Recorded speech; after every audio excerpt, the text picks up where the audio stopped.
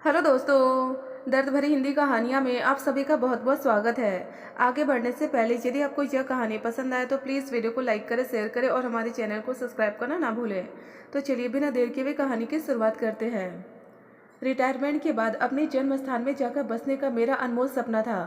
जहाँ पैदा हुआ, जहाँ गलियों में खेला व बड़ा हुआ, वह जगह कितनी ही यादों को जिंदा रखे है। कक्षा 12 तक पढ़ने के बाद जो अपना शहर छोड़ा तो बस मुड़कर देख ही नहीं पाया। नौकरी सारा भारत घुमाती रही और मैं घूमता रहा। जितनी दूर मैं अपने शहर से होता गया उतनी ही वह मेरे मन के भीतर कहीं समाता गया। छुट्टियों में जब घर आते तब सबसे मिलने आ जाते रहे। सभी आवभगत करते रहे, प्यार और अपनत्व से मिलते रहे। कितना प्यार है ना अपने शहर में। सब कितने प्यार से मिलते हैं, सुख दुख पूछते हैं, कैसे हो। सबके होठों पर यही प्रश्न होता है। रिटायरमेंट में साल भर रह गया। बच्चों का ब्याह कर उनके अपने अपने स्थानों पर उन्हें भेजकर मैंने गंभीरता से इस विषय पर विचार किया। लंबी छुट्टी लेकर अपने शहर, अपने रिश्तेदारों के साथ थोड़ा थोड़ा समय बिताकर यह सर्वेक्षण करना चाहा कि रहने के लिए कौन सी जगह उपयुक्त रहेगी। घर बनवाना पड़ेगा या बना बनाया ही कहीं खरीद लेंगे। मुझे याद है पिछली बार जब मैं आया था तब जयंत चाचा के साथ छोटे भाई की अनबन चल रही थी। मैंने सुलह करवाकर अपना कर्तव्य निभा लिया था। छोटी बुआ और बड़ी बुआ भी ठंडा सा व्यवहार कर रही थी, मगर मेरे साथ सबने प्यार भरा व्यवहार ही किया था। अच्छा नहीं लगा था तब मुझे चाचा भतीजे का मनमुटाव।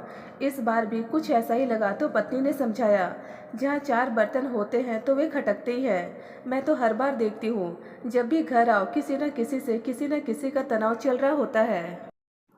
4 साल पहले विजयंत चाचा के परिवार से अबोला चल रहा था, लेकिन हम तो उनसे मिलने गए ना। तुम चाची की साड़ी लाई थी तब छोटी का मुंह सोच गया था। मैंने बताया तो था आपको, साफ साफ तो नहीं मगर इतना इशारा आपके भाई ने भी किया था कि जो उसका रिश्तेदार है वह चाचा से नहीं मिल सकता। अच्छा, मतलब मेरा अपना व्यवहार, मेरी अपनी बुद्धि गई भाड़ में। जिसे छोटा पसंद नहीं करेगा उसे मुझे भी छोड़ना पड़ेगा। और इस बार छोटे का परिवार जयंत चाचा के साथ तो घी शक्कर जैसा है, लेकिन बड़ी बुआ के साथ नाराज चल रहा है। वह क्यों, आप खुद ही देख सुन लीजिए ना। मैं अपने मुंह से कुछ कहना नहीं चाहती, कुछ कहा तो आप कहेंगे कि नमक मिर्ची लगाकर सुना रही हूँ। पत्नी का तुनकना भी सही था। वास्तव में आंखें बंद करके किसी भी औरत की बात पर विश्वास नहीं करता, वह चाहे मेरी माँ ही क्यों ना हो। अक्सर औरतें हर फसाद और कला कलेश का बीज रोपती है, ऐसा मेरा मानना है। 10 भाई सालों तक साथ साथ रहते हैं, लेकिन 2 औरतें आई नहीं कि सब तितर बितर। मायके में बहनों का आपस में झगड़ा हो जाएगा तो जल्दी भूलकर माफ भी कर देंगी और समय पड़ने पर संग संग हो लेंगी। लेकिन ससुराल में भाइयों में अनबन हो जाए तो उस आग में सारी उम्र घी डालने का काम करेंगी। अपनी माँ को भी मैंने अक्सर बात घुमा फिरा कर करते देखा है। नौकरी के सिलसिले में लगभग 100-200 परिवारों की कहानी तो बड़ी नज़दीकी से देखी सुनी है मैंने। हर घर में वही सब, वही अधिकार का रोना, वही औरत का अपने परिवार को लेकर सदा असुरक्षित रहना। ज्यादा झगड़ा सदा औरतें ही करती है। मेरी पत्नी आरती यह सब जानती है, इसलिए कभी कोई राय नहीं देती। मेरी जहाँ घर बनाकर सदा के लिए रहने के लिए भी वह तैयार नहीं है, इसलिए चाहती है लंबा समय जहाँ टिककर जरा सी जांच पड़ताल तो करूँ कि दूर के ढोली सुहाने हैं या वास्तव में जहाँ प्रेम की पवित्र नदी जलधारा बहती है। कभी कभी कोई आया और उससे आपने लाड प्यार कर लिया, उसका मतलब यह तो नहीं कि लाड प्यार करना ही उनका चरित्र है। 10-15 मिनट में किसी का मन भला कैसे टटोला जा सकता है। हमारे खानदान के एक ताऊजी है जिनसे हमारा सामना सदा इस तरह होता रहा है मानो सिर पर उनकी छत न होती तो हम अनाथी होते। सारे काम छोड़ छाड़ कर हम उनके चरण स्पर्श करने दौड़ते हैं। सबसे बड़े हैं इसलिए छोटी मोटी सलाह भी उनसे की जाती है। उम्र दराज है इसलिए उनकी जान पहचान का लाभ भी अक्सर हमें मिलता है। राजनीति में भी उनका अच्छा खासा दखल है, जिस वजह से अक्सर परिवार का कोई काम रुक जाता है तो भागे भागे उन्हीं के पास जाते हैं हम। ताऊ जी या ताऊ जी वह, हमें अच्छा खासा सहारा उनका लगता है। बड़े बुजुर्ग बैठे हों तो सिर पर एक आसमान जैसी अनुभूति होती है, और वही आसमान है वे ताऊ जी। हमारे खानदान में वही अब बड़े हैं, उनका नाम हम बड़ी इज्जत बड़े सम्मान से लेते हैं। छोटा भाई इस बार कुछ ज़्यादा ही परेशान लगा। मैं ताऊ जी के लिए सौल लाया था उपहार में। आरती से कहा कि वह शाम को तैयार रहे, उनके घर जाना है। छोटा भाई मुझे यूं देखने लगा मानो उसके कानों में गर्म शीशा डाल दिया हो किसी ने। शायद इस बार उनसे भी अनबन हो गई हो, क्योंकि हर बार किसी न किसी से उसका झगड़ा होता ही है। आपका दिमाग तो ठीक है ना भाई साहब, आप ताऊ के घर सौल लेकर जाएंगे? बेहतर है मुझे गोली मारकर मुझ पर इसका कफन डाल दीजिए। अस्तब्ध तो रहना ही था मुझे। यह क्या कह रहा है छोटा, इस तरह क्यों?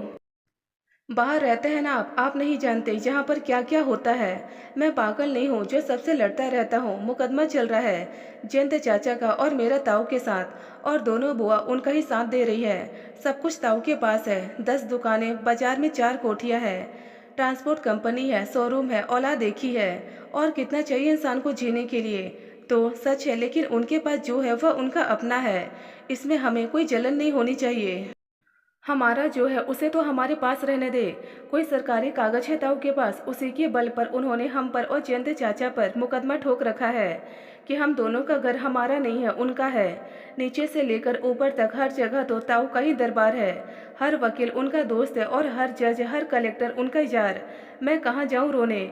बच्चा रोता हुआ बाप के पास आता है। मेरा तो गला मेरा बाप ही काट रहा है। ताऊ की भूख इतनी बढ़ चुकी है कि आसमान से नीचे गिरा में मानो समूल अस्तित्व ही पारा पारा होकर छोटे छोटे दानों में इधर उधर बिखर गया। सॉल हाथ से छूट गया। समय लगा मुझे अपने कानों पर विश्वास करने में। क्या कभी मैं ऐसा कर पाऊंगा छोटे के बच्चों के साथ?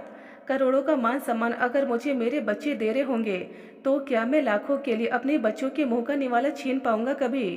कितना चाहिए किसी को जीने के लिए, मैं तो आज तक यही समझ नहीं पाया। मैं भी तो कम दोषी नहीं हूं ना, मुझे उसकी परेशानी जाननी तो चाहिए थी।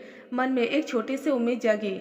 सॉल लेकर मैं और आरती शाम ताऊ जी के घर चले ही गए, जैसे सदा जाते थे, इज्जत और मान सम्मान के साथ। स्तब्धता में उनका व्यवहार देकर, भाई की वकालत करने आए हो तो मत करना। वह घर और जयंत का घर मेरे पिता ने मेरे लिए खरीदा था। आपके पिता ने आपके लिए क्या खरीदा था क्या नहीं, उसका पता हम कैसे लगाएं? आपके पिता हमारे पिता के भी तो पिता थे ना। किसी पिता ने अपनी किस औलाद को कुछ भी नहीं दिया और किसको इतना सब दे दिया, उसका पता कैसे चले? तो जाओ पता करो ना, तहसील में जाओ, कागज निकलवाओ। तहसीलदार से हम क्या पता करें ताऊ जी? वहाँ तो चपरासी से लेकर ऊपर तक हर इंसान आपका खरीदा हुआ है। आज तक तो हम हर समस्या में आपके पास आते रहे। अब जब आप ही समस्या बन गए तो कहाँ जाएंगे? आप बड़े हैं, मेरी भी उम्र 60 साल की होने को आई। इतने सालों से तो वह घर हमारा ही है। आज एकाएक वह आपका कैसे हो गया? और माफ़ कीजिएगा ताऊ जी, मैं आपके सामने जबान खोल रहा हूँ। क्या हमारे पिताजी इतने नालायक थे जो दादाजी ने उन्हें कुछ न देकर सब आपको ही दे दिया और जयंत चाचा को भी कुछ नहीं दिया? मेरे सामने जबान खोलना तुम्हें भी आ गया? अपने भाई की तरह मैं गूंगा हूँ, ये आपसे किसने कह दिया ताऊ जी? इज्जत और सम्मान करना जानता हूँ तो क्या बात करना नहीं आता होगा मुझे? ताऊ जी, आपका एक ही बच्चा है और आप भी कोई अमृत का घूंट पीकर नहीं आए। यहाँ की अदालतों में आपकी चलती है मैं जानता हूँ, मगर प्रकृति की अपनी एक अदालत है जहाँ हमारे साथ अन्याय नहीं होगा। इतना विश्वास है मुझे। आप क्यों अपने बच्चों के लिए बद्दुआओं की लंबी चौड़ी फहरिस्त तैयार कर रहे हैं? हमारे सिर से यदि आप छत छीन लेंगे, तो क्या हमारा मन आपका भला चाहेगा? दिमाग मत चाटो मेरा, जाओ तुमसे जो बन पाए कर लो। हम कुछ नहीं कर सकते, आप जानते हैं, तभी तो मैं समझाने आया हूँ ताऊ जी। ताऊ जी ने मेरा लाया सॉल उठाकर दहलीज के बाहर फेंक दिया और उठकर अंदर चले गए। मानो मेरी बात भी सुनना अब उन्हें पसंद नहीं। हम अवाक खड़े रहे। पत्नी आरती कभी मुझे देखती और कभी जाते हुए ताऊ जी की पीठ को। अपमान का घूंट पीकर रह गए हम दोनों। 85 साल के वृद्ध की आंखों में पैसे और सत्ता के लिए इतनी भूख। फिल्म में तो देखी थी, अपने ही घर में स्वार्थ का नंगा नाच में पहली बार देख रहा था। सोचने लगा, मुझे वापस घर आना ही नहीं चाहिए था। सावन के अंधे की तरह यह खुशफहमी तो रहती कि मेरे शहर में मेरे अपनों का आपस में बड़ा प्यार है। उस रात बहुत रोया मैं। छोटे भाई और जयंत चाचा की लड़ाई में मैं भावनात्मक रूप से तो उनके साथ हूँ, मगर उनकी मदद नहीं कर सकता, क्योंकि मैं अपने भारत देश का एक आम नागरिक हूँ जिसे 2 वक्त की रोटी कमाना ही आसान नहीं। वह गुंडागर्दी और बदमाशी से सामना कैसे करे? बस इतना ही कह सकता हूँ कि ताऊ जैसे इंसान को सद्बुद्धि प्राप्त हो और हम जैसों को सहने की ताकत, क्योंकि एक आम आदमी सहने के सिवा और कुछ नहीं कर सकता। दोस्तों, यदि आपको यह कहानी पसंद आए तो प्लीज़ हमें कमेंट बॉक्स में कमेंट कर अपने विचार जरूर बताएं। ढेरों पारिवारिक और शिक्षाप्रद कहानियाँ सुनने और पढ़ने के लिए हमारे चैनल दर्द भरी हिंदी कहानियाँ को जरूर सब्सक्राइब करें। धन्यवाद दोस्तों।